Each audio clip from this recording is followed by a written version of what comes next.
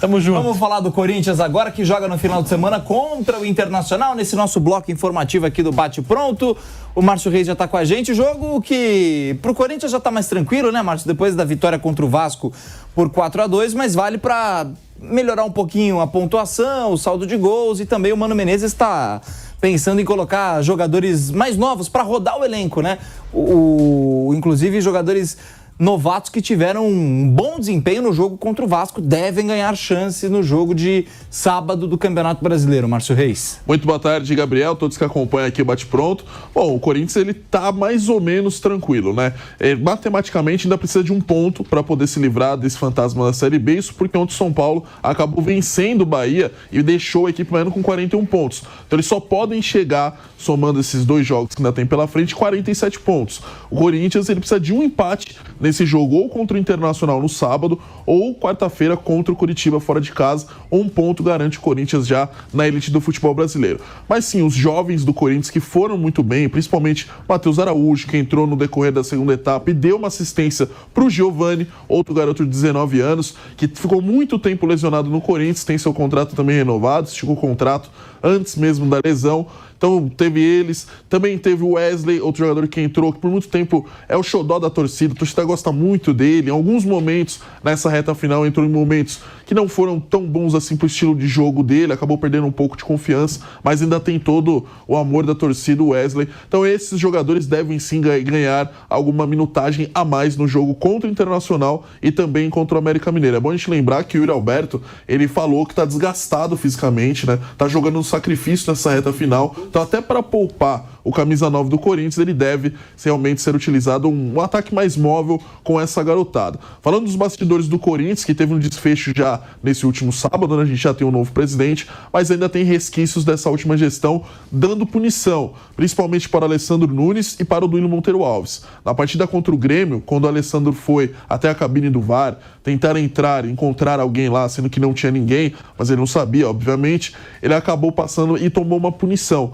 Então, o Alessandro pega uma punição de 60 dias e o Duílio Monteiro Alves de 15. Os dois estão aí com essas duas punições agora pela CBF, que tomaram por tentar, né, esse ato aí um pouco mais agressivo. Então os dois estão suspensos nesse momento. E o Corinthians vai se preparando para esse jogo contra o Internacional. Não perde para o Inter há 10 jogos, tudo bem que são 9 empates e apenas uma vitória da equipe do Corinthians, mas é um bom retrospecto que o Corinthians vai mantendo. É o jogo dos empates, é o que basta para o Corinthians para se manter, né, na elite do futebol brasileiro e visando também, claro, uma competição internacional. O Corinthians ele já está garantido na Copa do Brasil, isso porque o Palmeiras acabou se classificando para a Libertadores, como o São Paulo foi campeão da Copa do Brasil, acabou puxando o Corinthians para a Copa do Brasil. Não foi pelos seus méritos, porque ele acabou caindo, né, naquela fase do Campeonato Paulista e não chegou nem na semifinal, caiu nas quartas para o Ituano. Então, por essa combinação de resultados, o Corinthians está na Copa do Brasil. Mas para garantir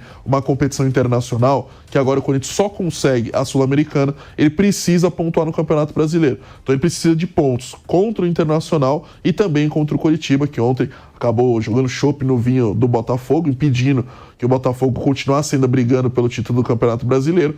Então o Corinthians tem esses dois jogos pela frente. O Internacional, uma rivalidade histórica entre as duas equipes, e o Coritiba, que já é um jogo mais tranquilo contra uma equipe já rebaixada que não quer saber de muita coisa no Campeonato Brasileiro, Gabriel. E tem uma outra questão importante, né, Márcio? Agora que mudou a diretoria, que o Augusto Melo vai assumir o comando vai assumir o comando do Corinthians, tem essa questão envolvendo o contrato do Mano Menezes, né? Muita gente fala nos bastidores que o Duílio fez um contrato mais longo, sem ter consultado necessariamente o novo presidente, o Augusto Melo. Há, inclusive, também aquele episódio dessa semana do Augusto com o Duílio na sala da presidência do Corinthians, numa transição que parece que vai ser bem tranquila, mas fica essa pergunta também, o que vai ser feito do trabalho do Mano Menezes? Se o Augusto vai querer que ele continue para a próxima temporada, ou se haverá uma saída e isso vai, né, gerar gastos, vai ter multa de rescisão e tudo. Como que está essa história nos bastidores? Realmente existe a chance do Mano Menezes permanecer ou nessa renovação toda que pensa a nova chapa do Corinthians, o Mano já é um assunto que está ali na berlinda? Olha, até pela situação que o Corinthians se encontra e a saúde financeira não ser tão boa, o Mano Menezes vai ficar. A multa rescisória do Mano é de 20 milhões de reais. O Corinthians não vai arcar com esse prejuízo todo, não tem por que arcar com esse prejuízo. Agora deixa o Mano Menezes. O erro foi o Duílio Monteiro Alves realmente contratar, fazer um contrato com o Mano que atravessasse as gestões, tanto a dele quanto a do futuro presidente. Se fosse o André ou o Augusto, como é agora, independente disso, ele atravessou as gestões. Isso não foi bem visto a primeiro momento pelo Augusto. O André, claro que era da situação, achou normal, mas o Augusto, que era da oposição, ele realmente questionou, mas agora não tem muito o que fazer. Acho que o principal momento do Corinthians é ver a situação dos jogadores que estão em fim de contrato. Por exemplo, o Renato Augusto é um jogador que está em fim de contrato. O que vai ser feito com o Renato Augusto? Vai ter uma renovação? Que até agora não se tem um posicionamento sobre isso. Fala-se muito sobre um contrato de produtividade com o Renato Augusto, assim como o Gil também. E o Juliano parece que já tem um pedido do Mano Menezes para que o Juliano seja renovado. Então, na próxima semana, a gente vai ter uma reunião entre o Augusto Melo e também o Mano Menezes para poder saber a situação dos jogadores, quem fica, quem sai, como eles vão poder fazer esses reforços, né, vindo aí pelo Corinthians, né? Ontem também surgiu um rumor, é muito mais um rumor, a gente ainda está apurando para poder saber a procedência dessa informação ou não, mas o que foi ventilado é que o Vinha, o jogador uruguaio que jogou no Palmeiras, está na Roma, no time italiano, você estaria ventilado a equipe do Corinthians, estaria um pré-acerto aí verbal entre os dois jogadores. Ainda não está confirmado isso, estamos apurando para saber, mas é o que tem de informação que ontem foi ventilado essa pequena bomba sobre reforços no Corinthians, principalmente na lateral, né? O Corinthians tem muitas dificuldades nas laterais, o Vinha lateral esquerdo seria uma bela solução de problema, mas ainda é apenas um rumor, seguimos apurando. Mas a situação de momento é essa, o Mano Menezes está bem com a diretoria, o que resta saber é a situação dos jogadores, que tem um contrato encerrando agora no dia 31 de dezembro. Muito obrigado, Márcio Reis. Você volta amanhã aqui no nosso Bate-Pronto especial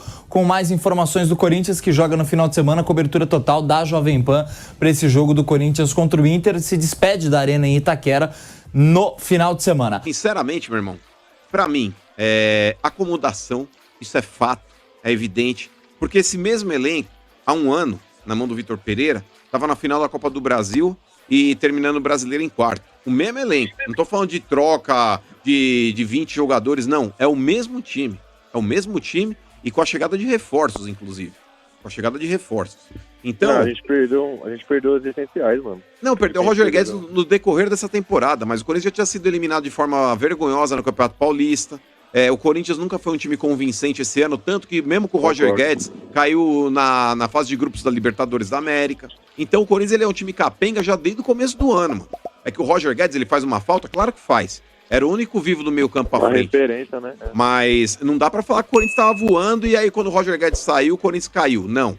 O Corinthians ele sempre foi um time bem apático esse ano e não dá pra tentar tapar o sol com a peneira. Então pra mim, RG, acomodação, barriga cheia, jogador que não quer mais matar um leão por dia. E quando você pega um técnico, como começou a temporada com o Lázaro, que é um aprendiz de treinador, e aí depois passa aquele problema lá, traz o Cuca, com aquele problema todo que teve, fica 2 jogos, troca de novo o treinador, põe o Danilo um jogo lá pra perder pro Palmeiras, traz o Luxemburgo, troca o Luxemburgo, traz Mano Menezes, é sempre, RG, um trabalho quebrado no meio. Isso daí prejudica demais, porque você faz más escolhas durante a temporada e acabam não tendo aí uma continuidade de trabalho. E isso pesa e pesa muito. E pro Corinthians, que é um time que já tá com déficit físico muito grande, o Corinthians, que a cada treinador que entra tem uma mentalidade diferente, com um monte de jogador mal fisicamente, isso reflete em campo. Então, pra mim, tudo que tá acontecendo aqui é consequência. E vou te falar, Ítalo, o maior problema, o maior responsável, chama-se Duílio Monteiro Alves. Porque esse, sim, foi incompetente durante toda a sua gestão. E hoje nada mais é, por exemplo, esse time dentro de campo do que reflexo dele fora. O Duílio é um presidente omisso, é um presidente aí, na minha opinião, aí, com pouca qualidade, é um presidente que não tem saco roxo para manter as convicções que ele tem. Ele, para contratar o Cuca, por exemplo, ligou para meio mundo, contratou, tomou uma pressão e mandou o cara embora. Quer dizer, mano, não mandou o cara embora, desculpa. Mas quando você traz um cara que você sabe que vai ser metralhado e você não dá o respaldo, tanto do lado do cara sempre, inclusive em entrevista coletiva, pra mim é você criar uma cena pra que o cara fosse embora. Esse episódio aí foi... Entendeu? Aí o Cuca se viu numa situação na qual ele falou, tô sendo aqui pressionado, minha família me pressionando pra ir embora, que eu não preciso disso, etc. Foi, e a gente viu o que aconteceu também no decorrer do ano, por omissão do presidente. Porque, desculpa, RG, 2007, Ítalo, o time do Corinthians, quando caiu, não tinha de onde tirar. Cara, era horroroso. era horroroso. Pedir para um aluno burro prestar FUVEST. Não tinha como achar que vai sair alguma coisa, não vai. Você fez FUVEST, Mota, alguma vez na sua vida, não? Não. Formado trouxa. Não, mas não na FUVEST, né? Não. Nas públicas. Na Unipet, Elisa. Você fez? Aqui, ó. Aí, ó. Fez a Unipet. Eu fiz. Ah, Passei. Unipet. Mas o negócio é o seguinte, Ítalo, então 2007 não tinha de onde tirar. Esse ano tem. Não, E esses concordo, jogadores né? deveriam ter mais vergonha na cara de não deixar o Corinthians chegar nesse ponto que chegou, porque é inadmissível você ver um time com Cássio, com Fagner, com Gil, com Fábio Santos, com Lucas Veríssimo, que chegou no decorrer da temporada também, foi um baita reforço. Aí você vai pro meio campo, com o Maicon, com o Juliano, com o Renato Augusto. Na frente hoje você tem lá Yuri Alberto, que o ano passado jogou bem, esse ano também tá se arrastando em campo, e a bola pegando na canela. Então cair com esse time, cara, é deplorável, não dá nem pra passar pela cabeça. Esses jogadores têm que se cobrar um pouco mais para que eles possam jogar mais bola, como já jogaram, por exemplo, em Porto Alegre contra o Grêmio, quando o Corinthians venceu, venceram o Atlético Mineiro jogando em Minas. É esse mesmo time. Mas é isso que você não tá entendendo, RG. O Corinthians hoje é um time com potencial que não tá mostrando na prática. Eu venho criticando isso há muito tempo. Mas isso, RG, é postura que o presidente tem que descer no vestiário quando o treinador não tá resolvendo. É o presidente que tem que descer e tem que cobrar. Porque desse time do Santos, não vai RG... no asilo e pede os velhinhos participar da São Silvestre, né? Mas a questão não é essa, Sombra. Esse papo, velho. O Fluminense jogou por terra de falar, o time é envelhecido. A questão não é a idade, Sombra, a questão é a entrega. Vamos parar com esse negócio de tipo, jogador de 30 anos é velho. Gente, jogador de 30 anos era velho na década de 80, que o cara tinha uma cirurgia de joelho e ele precisava inutilizar a carreira. Hoje, jogador, se ele estiver bem fisicamente, ele consegue jogar em alto nível até quase 40 anos de idade, gente. O melhor jogador do Corinthians tem 40 anos. Pô. Mas o RG, se você pegar, por exemplo, o Fluminense, campeão da Libertadores, eles têm sete jogadores titulares acima de 31 anos de idade. Mas estão produzindo, do Mas teu é isso time que eu não tô tá falando. mais. Mas, Quintino, o que eu tô cobrando é justamente isso. Você pega o Fagner aí, com aquela barriguinha de flagil que ele tá. Cara, é um jogador que vira e mexe, tá acima do peso. Marcelo poderia voltar pra seleção, velho. O RG, um jogador de 30 e poucos anos de idade, que nem o Fagner, que tem história no clube, aparecer barrigudo numa foto, desculpa. É o cara que não tá se cobrando, é o cara que não tá entregando do jeito que deveria jogar. O Gil, ele tá jogando bem aí, 4, 5 partidas, fora essa do Bahia que ele fez 2 pênaltis. Mas pega a temporada do Gil, que tá bravinho comigo aí também, quero que se lixe.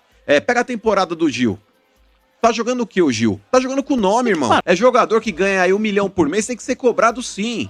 Dó eu tenho daquele cara que pega 4 condições pra chegar num trabalho, velho. Jogador aí que ganha 1 milhão por mês, veste camisa de time grande, o cara precisa corresponder. Verdade. Não é jogando só com o nome, não. Salve, salve, Corinthians! Salve, salve, a torcida! Antes de tudo, já te peço aí que você deixe o seu comentário. O que você acha aí da contratação do Matias Vina, ex-Palmeira? Pode chegar e vestir o manto alvinegro. O Corinthians correndo aí atrás de contratações. Acredito que sim, já pode ter muita coisa avançada aí com o Matias Vina. Além disso, temos outros jogadores que também estão na mira do timão. Atualmente falta 2 rodadas para o término do Campeonato Brasileiro de 2023. Em 2024, o Corinthians pretende montar um timaço, né, para sair dessa situação. Isso é promessa do próprio Augusto Melo, né, o novo presidente do Corinthians, que diz que quer sim montar um timaço ali em 2024 para voltar a disputar títulos, na verdade voltar a ganhar título. O Corinthians já disputa, né? E segundo nosso presidente Augusto Melo, ele vai montar um time para voltar a ser campeão. Já pensou fechar aí com o Gabigol? É o mais próximo aí, né? Tivemos recentemente Gabigol também nos holofotes lá no Parque São Jorge. Muitas notícias divulgadas dessa possível contratação do Gabigol. Então, aos poucos, o Corinthians vai se mexendo no mercado. Vamos ficar na guarda aí dos próximos passos. O que é que vai estar chegando aí para o Corinthians? E é claro, se você não quiser perder nada, acompanhar as notícias mais relevantes do Timão, já se inscreve aí e deixa o seu like para ajudar no desenvolvimento do canal. Então, vamos para cima, Timão! Puta que saudade!